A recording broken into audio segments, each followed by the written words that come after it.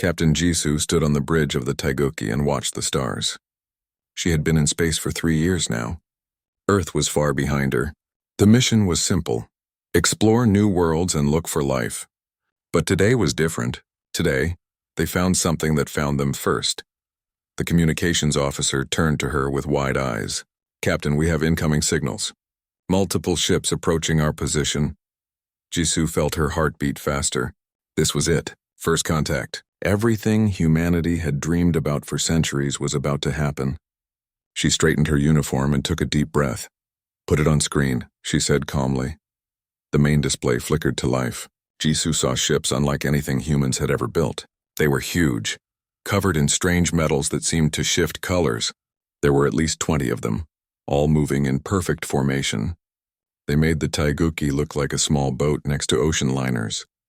A face appeared on the screen. It was not human. The creature had 4 eyes arranged in a square pattern on its face. Its skin was rough and gray like stone. When it spoke, a computer translated the words into Korean. "Primitive vessel, I am Ambassador Thalrix of the Galactic Council. You will power down your weapons and prepare to be boarded. Resistance will result in your destruction."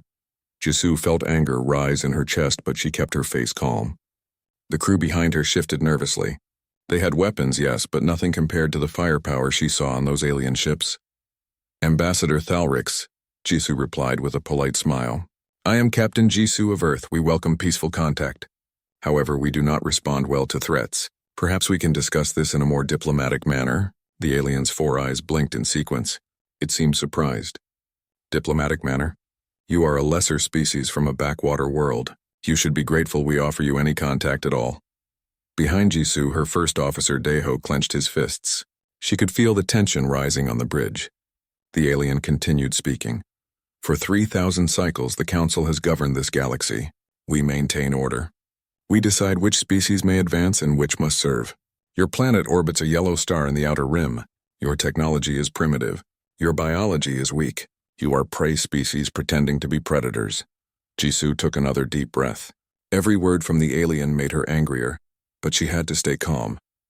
She was the first human to meet another intelligent species. History was watching. Earth was watching. "Ambassador, we are not prey. We are explorers. We come in peace, but we will defend ourselves if necessary.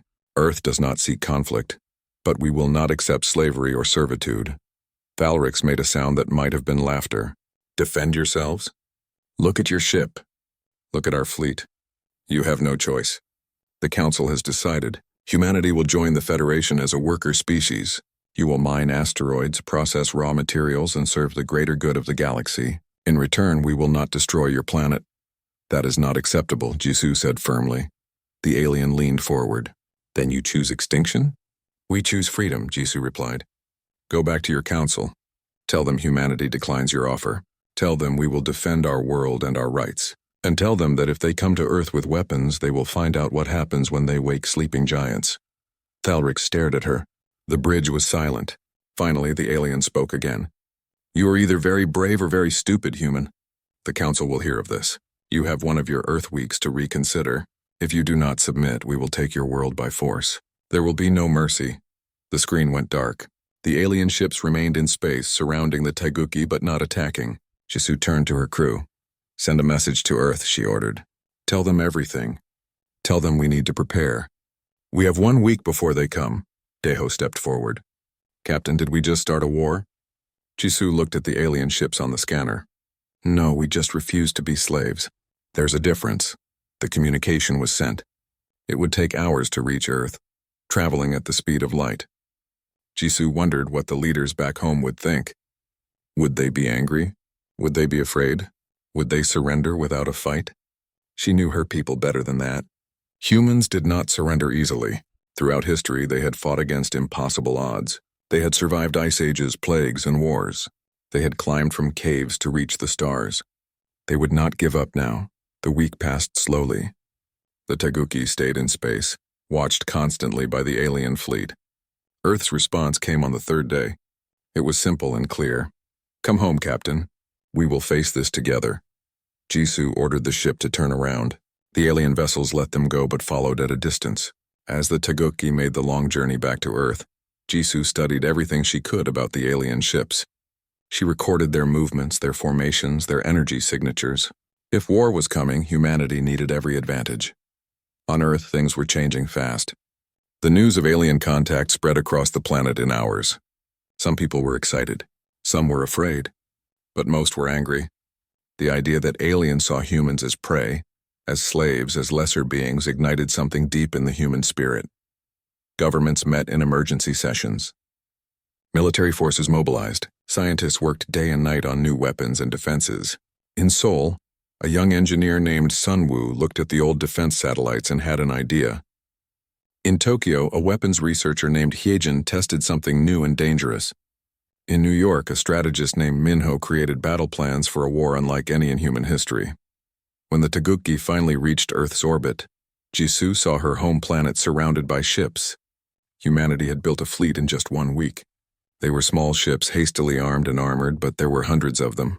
Humans had taken every spacecraft they had and turned them into weapons. Jisoo smiled. This was humanity. This was what they did when threatened. They did not hide. They did not submit. They stood together and fought. The week was ending. The alien fleet was approaching. Soon the galaxy would learn something important. It would learn that humans were not prey. They were not servants. They were something else entirely. They were war gods who had been sleeping. And now they were waking up. The battle for Earth was about to begin. Warlord Kren sat in his command throne and looked at the small blue planet ahead, Earth. The humans called it home.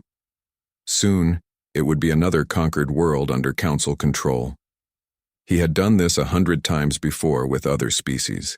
This would be no different. Status report, Kren commanded. His tactical officer, a thin creature with 6 arms, bowed low. The human fleet is assembled near their moon, Warlord. We count 347 vessels. All are small. Most are converted civilian ships. They pose minimal threat. Kren laughed. It was a deep, rumbling sound that made his crew flinch. 300 ships? They built that in 1 week? These humans are persistent. I will give them that much credit. Shall we destroy them, Warlord? Not yet. First, we try one more time to make them see reason. If they refuse, then we demonstrate our power. Send the message. The communication opened. Kren saw the face of a human on his screen. It was a young male with short, dark hair and calm eyes. The human wore a military uniform with the rank of lieutenant. I am Lieutenant Minho of Earth Defense Command. State your business, alien vessel. Kren was impressed despite himself. The human showed no fear, no hesitation, just cold professionalism. I am Warlord Kren. I command this fleet. Your captain refused the council's generous offer. Now I come to collect what the council has claimed. Surrender your planet, or we will take it by force. Minho's expression did not change. And I am telling you to turn around and leave our system. You are not welcome here. You cannot win this fight, human. Our technology is thousands of years ahead of yours. Our ships are stronger, faster, and more numerous. Look at your fleet. Look at mine. You are children playing with toys. Maybe, Minho said calmly, but we are children who refuse to be slaves. Every human on this planet has agreed. We fight together or we die together. There is no surrender. Kren felt his anger rising. How dare this primitive creature speak to him this way? He had conquered species that had ruled entire star systems. He had destroyed civilizations that had existed for millions of years. And now this human, from a planet that had barely reached its own moon, dared to defy him? Very well, Kren said coldly. I gave you a chance. Now you will see what happens to those who refuse the council. All ships prepare to attack. We will start with their moon base. Let them watch as we destroy their hope. The communication ended. Kren stood from his throne and walked to the main viewing window. The human moon hung in space, gray and scarred. On its surface, he could see the lights of human settlements. They had built cities there, domes of metal and glass where their people lived and worked. Fire the first wave, Kren ordered. 20 of his ships broke formation and moved toward the moon. Their weapons charged, glowing with deadly energy. The humans would learn. They always did. Some species learned fast. Some learned slowly. but they all learned the same lesson. The Council was unstoppable. Then something strange happened. The human fleet did not retreat. They did not try to protect their moon. Instead, they accelerated. All 347 ships moved as one, racing directly toward Kren's fleet. "What are they doing?" Kren demanded. The tactical officer checked his displays. "They are attacking, Warlord. All vessels on collision course. They are not slowing down. Impossible. That is suicide. No species fights that way. But the humans did. Their ships crashed through Kren's formation like bullets through paper. Some opened fire with primitive missiles and railguns. Others simply rammed the alien vessels, their hulls crumpling as they slammed into the larger ships. Explosions lit up space like fireworks. Kren watched in shock as a small human cargo ship crashed directly into one of his cruisers. Both vessels exploded in a massive fireball. He saw another human ship, badly damaged and venting atmosphere, turn deliberately and ram a second alien vessel. "They are not trying to win," Kren said slowly. "They are trying to hurt us, to make us pay for every meter we advance." On Earth's moon, something else was happening. Lieutenant Minho watched the battle from the command center deep underground. Around him, officers worked frantically at their stations. Alarms blared. Screens showed the desperate fight in space. "Sir, we have lost 70 ships already," an officer reported. "The alien vessels are too strong." Minho nodded. He had expected this. The plan was never to win in space. The plan was to buy time, to make the aliens angry enough to commit to a ground assault. And it was working. All remaining ships fall back to defensive positions around Earth. "Make them follow us. Make them come down to the surface." The alien commander had taken the bait. Kren was furious. These humans had destroyed 15 of his ships. 15. No prey species had ever done that. He would not allow this insult to stand. "All forces pursue them. We will burn their cities to ash. We will break their spirit completely. Prepare landing forces. We take this planet today." Kren's massive fleet moved toward Earth, following the retreating human ships. They passed the moon, past the orbital stations, and entered Earth's atmosphere. Fire blazed around the alien vessels as they descended through the sky. On the surface, humans watched the alien ships land. The vessels came down in fields and deserts, on mountains and near cities.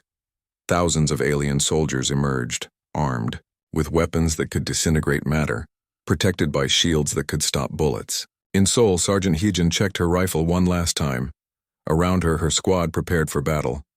They wore simple armor, carried basic weapons. They looked like ants preparing to fight tigers. "Remember the training," Heejin told her soldiers. "We are not trying to win with technology. We win by never giving up. We win by making every step they take cost them blood. We are humans. We are persistence hunters. We are survivors. And today we show them why Earth has no natural predators left." The first alien soldiers appeared over the hill. They moved slowly, confidently, expecting easy victory. They had fought 1,000 species. They had conquered 1,000 worlds. But they had never fought humans on human soil. Hyejin raised her rifle. "For Earth," she whispered. Then she opened fire. Behind her, 1,000 other humans did the same. The battle for Earth had truly begun, and the aliens were about to learn their first hard lesson. Humans did not fight like other species. Humans fought like the apex predators they truly were. The first alien soldier that Heejin shot did not die. Her bullet hit its shield and sparked harmlessly. The alien turned toward her position and raised its weapon. Energy blasted from the gun, destroying the wall she hid behind. Hyejin rolled away, finding new cover. She fired again, 3 quick shots at the same spot on the shield. The third bullet went through. The alien fell, concentrated fire. She shouted to her squad. 3 shots, same target, same spot on the shield. "Pass it on!" The word spread fast. Human soldiers learned quickly. That was their strength. Adapt or die. Humans had been doing it for millions of years. More aliens poured over the hill. There were hundreds of them, all armed with advanced weapons. But something strange was happening. The humans were not running away. They moved between buildings using every shadow and corner. They appeared, fired, and vanished before the aliens could respond. One alien soldier, a veteran of 50 campaigns, found himself separated from his unit. He heard a sound behind him and turned. Nothing. He heard another sound to his left. Still nothing. Then something hit him from the right. A human had thrown a rock. Before he could react, bullets came from 3 different directions. His shield failed. He fell. The alien commander on the ground contacted Warlord Kren in orbit. "Sir, we are facing unexpected resistance." The humans fight strangely. They do not form battle lines. They do not charge or defend positions. They hide, strike, and disappear. We cannot pin them down. Kren felt his anger growing.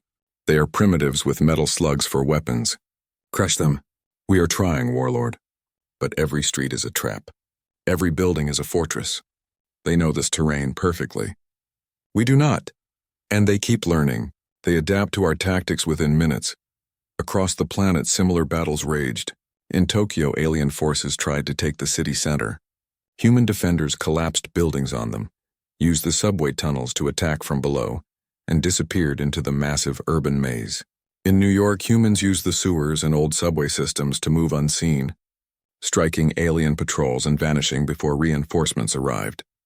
In a small town in Europe, a single human named Bora held off an entire alien squad for 6 hours. She moved through houses, yards, and alleys, shooting from windows and rooftops. The aliens destroyed every building she used, but she was always gone by the time they arrived. She never stopped moving. She never stopped fighting. By the time reinforcements arrived, she had killed 12 alien soldiers and wounded 30 more. She survived with only minor injuries. Dr. Deho watched the battles from a research facility in Switzerland. He was not a soldier. He was a scientist who studied human biology and evolution. But as he watched humans fight, he began to understand something the aliens did not. "They do not realize what we are," Deho said to his assistant. "They think we are weak because we do not have scales or claws. They think we are prey because we do not have natural weapons. Are we not weak compared to them?" his assistant asked. Deho shook his head. "No, we are the most dangerous predator Earth ever created. Do you know how humans hunted before we had modern weapons? We chased animals until they collapsed from exhaustion. We tracked prey for days without stopping. We healed from injuries that would kill other species. We learned to make tools, create fire, and coordinate in groups. We did not need to be the fastest or the strongest. We just needed to never give up." He pulled up data on his screen. "Look at this. Human soldiers have been fighting for 20 hours straight. Some have not eaten or slept. They are injured, exhausted, and outgunned, but they keep fighting. The aliens rotate their troops every 6 hours because their soldiers become tired. Our soldiers do not stop, but why?" the assistant asked. "Why can humans do this?" "Because Earth is a death world," Deho said quietly. "Other species evolved on gentle planets with few predators and stable climates. Humans evolved in constant danger. Ice ages, droughts, predators, diseases. Everything on Earth tried to kill us. So we evolved to survive anything. We are persistence hunters, endurance runners. We are built to never stop, never surrender, never die easily." He looked at the battle footage again. "The aliens see us as prey, but prey does not fight back this hard. Prey runs or hides. Prey gives up when the fight is hopeless. We are not prey. We are the thing that hunts." In Seoul, Haijin led her squad through the ruins of a shopping district. They had been fighting for 30 hours now. She was tired, hungry, and wounded. A piece of shrapnel had cut her leg, but she could still move, still fight, still lead. "Contact ahead," her scout whispered. 10 aliens moving toward the hospital, where human wounded were being treated. Haijin felt something cold settle in her chest. Something ancient and primal. The aliens were threatening her pack, her tribe, her people. "We stopped them," she said simply. Her squad looked at her. They were all tired, all wounded. They had 8 soldiers against 10 aliens with better weapons and armor. It should have been impossible, but humans did not think about impossible. They thought about necessary. The squad moved silently through the ruins. They split up, surrounding the alien unit. Haijin waited until the aliens were in the perfect position. Then she fired a flare into the sky. It was a signal. Across the city, other human squads saw the flare. They knew what it meant. One of their own needed help. And humans always helped their pack. Within minutes, 3 more squads arrived. Then 5 more, then 10. Humans appeared from everywhere, surrounding the alien unit completely. They fired from every direction, giving the aliens no chance to organize a defense. The alien commander saw what was happening and finally understood. Humans did not fight like soldiers. They fought like wolves. They worked in packs, coordinated without orders, and protected each other above all else. When the battle ended, all 10 aliens were dead. The humans had lost 3 soldiers, but the hospital was safe. Hyejin sat down heavily against a wall, breathing hard. Another squad leader sat beside her. "Good signal," he said. Hyejin nodded. "Pack protects pack." In orbit, Warlord Kren watched his forces struggle. He had committed half his army to the ground assault. They should have won by now. But the humans kept fighting. Every city was a battlefield. Every street was a war zone. And his soldiers were dying. For the first time in his career, Kren felt something he had not felt in centuries. He felt doubt. These humans were supposed to be weak. They were supposed to surrender quickly, but they were not weak. They were something else entirely. They were war gods who had been sleeping, and now they were awake. Commander Sunwoo stood on the bridge of the newly completed Earth battleship Indomitable. It was not a beautiful ship. It was not elegant like the alien vessels. It was a block of metal and weapons, built in 3 weeks by workers who barely slept. But it was ready, and so was Sunwoo. "All ships report status," he commanded. Around Earth, dozens of new ships powered up. They were not as advanced as the alien fleet, but they had something the aliens did not expect. They had human creativity, human desperation, and human rage. "All ships report ready, Commander," his tactical officer said. Sunwoo looked at the alien fleet in orbit.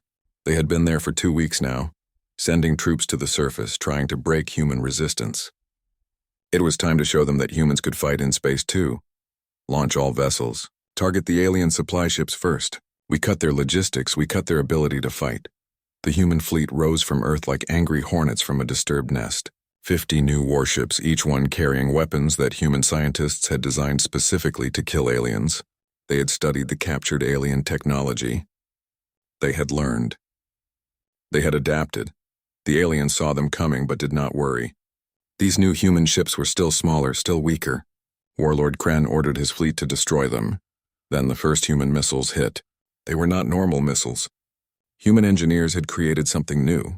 The warheads released clouds of tiny metal fragments that shredded alien shields like paper. Behind the fragments came plasma charges that melted through armor. 3 alien ships exploded in the first attack.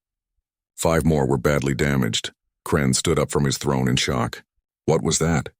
How did their primitive weapons do so much damage? His science officer checked the data. The humans have modified their weapons, Warlord. They studied our shield frequencies and created counters. They targeted our weak points with precision we did not think they possessed. Impossible. They have only fought us for 2 weeks. It takes years to understand our technology. Apparently not for humans, Warlord. The battle turned brutal. Human ships did not fight like civilized species. They did not maintain formation or follow predictable tactics. They swarmed like predators, attacking from multiple angles using asteroids and debris for cover. When their shields failed, they rammed alien vessels.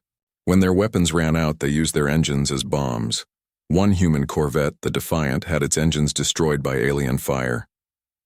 The captain, a woman named Jisoo who had started this whole conflict, looked at her dying ship and made a decision. She aimed the Defiant at the largest alien cruiser and fired her thrusters. "All crew to escape pods," she ordered. "I will guide her in." "Captain, you will die," her first officer protested. "Then I die making them pay. Go. That is an order." The crew evacuated. Jisoo stayed at the controls, steering her ship toward the enemy. The aliens saw her coming and fired everything they had. The Defiant was torn apart, but its momentum carried it forward. The wreckage slammed into the alien cruiser, and both ships exploded in a massive fireball. Jisoo died, but she took 300 alien soldiers with her, and she inspired every other human captain in the fleet. The battle raged for 6 hours. When it ended, the alien fleet had lost 40 ships. The human fleet had lost 30. But more human ships were being built every day. The aliens had to bring reinforcements from across the galaxy. On the ground, something else was happening. Private Bora had been given a special mission. Human intelligence had located an alien command ship that had landed near Beijing. The ship was heavily guarded with 50 soldiers protecting it. Inside was an alien general coordinating the ground assault. Bora's mission was simple: capture the ship. It should have been impossible. She had a team of just 12 soldiers, but they were not ordinary soldiers. They were special forces, trained in infiltration and stealth. And they were human, which meant they did not think about impossible. The team approached the alien ship at night. They moved slowly, carefully, using every shadow. They had painted their faces with mud and covered their gear with local plants. To thermal sensors, they looked like part of the landscape. They reached the ship's perimeter. Alien guards patrolled with weapons ready. Bora watched their patterns for 30 minutes, memorizing every movement, every timing. Then she signaled her team. They moved like ghosts. Knives flashed in the darkness. Alien guards fell without making a sound. The humans had learned that aliens had excellent hearing but poor sense of smell. So the humans used that weakness, approaching from downwind, moving only when other sounds masked their steps. They reached the ship's entrance. An alien guard stood at the door, alert and ready. Bora threw a rock to the left. The guard turned. Another soldier shot it from the right with a silenced weapon. The alien fell. Inside the ship, alarms should have gone off. But a human hacker named Minho had done something clever. He had created a virus that infected alien computer systems. The virus made sensors report everything was normal, even when it was not. Bora and her team moved through the ship's corridors. They found the alien general in the command center, surrounded by officers. The general was tall, covered in blue scales, with sharp claws and dangerous eyes. It was discussing battle plans, confident in its superiority. Bora kicked the door open. Her team rushed in, weapons ready. The aliens reached for their guns, but human reflexes were faster. Born on a high-gravity world, humans moved quicker than species from gentler planets. In less than 3 seconds, all the alien officers were disarmed or dead. The general stared at Bora in shock. "How did you get past my guards?" Bora smiled coldly. "We are humans. We are predators. And you just learned what happens when prey tries to hunt hunters." The capture of the alien general changed everything. Human interrogators learned valuable information about alien tactics, technology, and fleet positions. But more importantly, the capture sent a message to every alien soldier on Earth and in orbit. Nowhere was safe. Humans could strike anywhere, anytime. Warlord Kran heard about the capture and felt fear for the first time in his life. His forces were trapped. On the ground, they were being hunted. In space, they were being destroyed. The humans were not winning, but they were making victory impossible. And then Commander Sunwoo did something unexpected. Instead of defending Earth, he took the offensive. 20 human ships left orbit and attacked the alien supply base on Mars. They destroyed it completely, cutting off food, fuel, and ammunition for the alien fleet. "You want to fight humans?" Sunwoo broadcast to the alien fleet. "Then fight all of us. Fight us in space. Fight us on planets. Fight us everywhere. We will never stop. We will never surrender, and we will make you regret ever coming to our home." The counterattack had begun. The Galactic Council chambers were silent. 50 species representatives sat in their designated areas, watching the holographic display at the center. The display showed Earth, surrounded by debris from destroyed ships, both human and alien. It showed cities in ruins, forests burning, and humans still fighting. Ambassador Thalric stood before the council, his 4 eyes focused on the High Chancellor. "We have lost 147 ships. Ground forces have suffered 60% casualties. The humans refuse to surrender despite impossible odds. I request permission to use planetary bombardment weapons."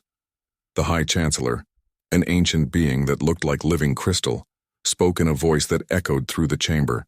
"You wish to destroy their planet? That defeats the purpose of conquest. Then what do you suggest?" Thalrix demanded. "We have fought them for 4 weeks. 4 weeks. The longest any species has resisted before was 3 days. These humans are different. They do not fight like rational beings. They fight like animals backed into a corner. Worse, they fight like predators protecting their territory." A small delegate from the Krell species raised a tentacle. "Perhaps we should withdraw? Offer peace? There are other worlds to exploit. Withdraw?" Thalrix's voice was sharp with anger. "The Council has never withdrawn. If we retreat from Earth, every species in the galaxy will see it as weakness. They will rebel. Our empire will crumble. Better that than continuing this madness," the Krell delegate replied. "Have you read the reports? These humans captured one of our generals. They have reverse-engineered our technology in weeks. They are building new ships faster than we can destroy them. And they are winning. We are not losing, Thalrix insisted. Then what would you call it? Before Thalrix could answer, an alarm sounded. A communications officer rushed into the chamber. High Chancellor, we have an urgent message from the human fleet. They are requesting to speak to the Council. The High Chancellor gestured. Let them speak. A hologram appeared. It showed a human male in a military uniform, his face calm and composed. Admiral Jihoon of Earth's Defense Force looked at the assembled council without fear. Members of the Galactic Council, Jihoon began. I am here to discuss terms. Terms? Thalrix laughed harshly. You're in no position to demand terms. Jihoon's expression did not change. I disagree. We have destroyed half your invasion fleet. We have captured your commanders. We have held our planet against your best efforts. And now, our ships are moving toward your supply lines and colony worlds. I would say we are in an excellent position to discuss terms. The council erupted in noise. Representatives shouted in dozens of languages. The High Chancellor raised a crystalline hand for silence. You threaten the council? The Chancellor asked. No, Jihoon replied. We defend ourselves. But we are willing to end this war if you are reasonable. Reasonable? You speak of reason after killing thousands of our soldiers? You came to enslave our planet, Jihoon said flatly. You called us prey. You threatened to destroy our world. We did what any species would do. We fought back. The only difference is that we won. Silence fell again. Finally, the High Chancellor spoke. What are your terms, human? Jihoon took a deep breath. Behind him, unseen by the council, Ambassador Yunji stood ready. She was humanity's choice for diplomatic relations. Smart, calm, and absolutely dedicated to protecting Earth's interests. First, Jihoon said, immediate withdrawal of all council forces from our solar system. Second, recognition of Earth as a sovereign and independent world. Third, a non-aggression treaty between humanity and the council. And fourth, we want a seat at the council table. We will not be members. We will not serve. But we will have a voice, Thalrix laughed again. Impossible. The council does not negotiate with primitives. Then the war continues, Jihoon said calmly. And I promise you it will cost you more than it will cost us. Humans do not surrender. We do not quit. We will fight you for years, decades, centuries if necessary. We will make every victory cost you blood. We will make you regret ever coming to Earth. Or you can accept our terms, end this war, and live in peace. The High Chancellor studied the human admiral for a long moment. You are serious. You would truly fight forever rather than submit. Yes. Even if it means the destruction of your species? We will not be destroyed, Jihoon said with absolute certainty. We will survive. We always survive. That is what humans do best. But many of your species will die trying to destroy us. Is that what you want?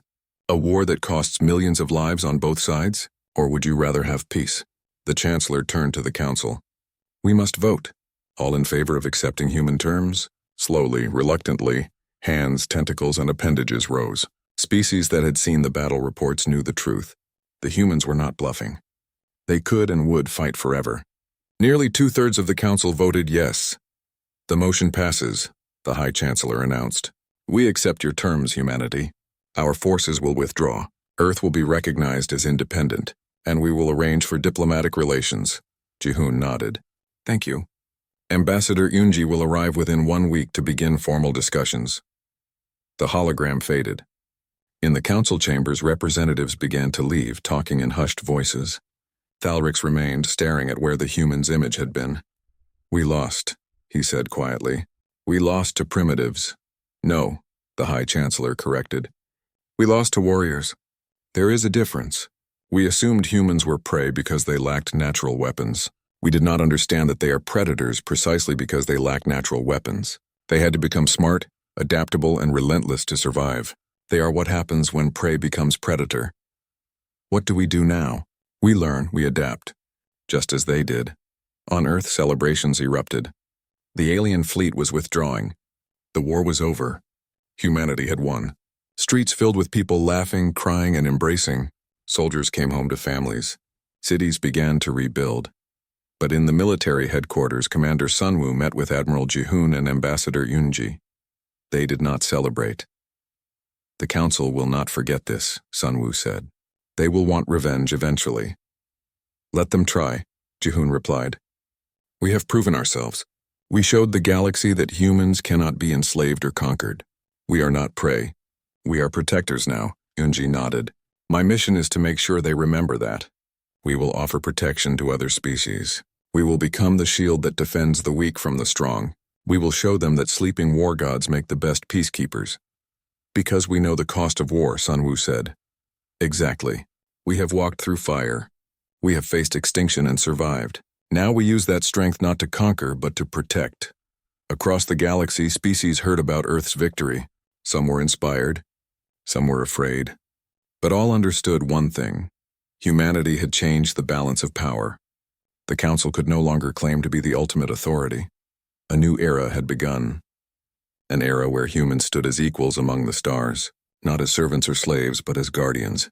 The sleeping war gods were awake now, and they would never sleep again. Earth would face many challenges in the years to come, but they would face them together as they always had. As one species, one world, one united humanity, and the galaxy would be safer for it.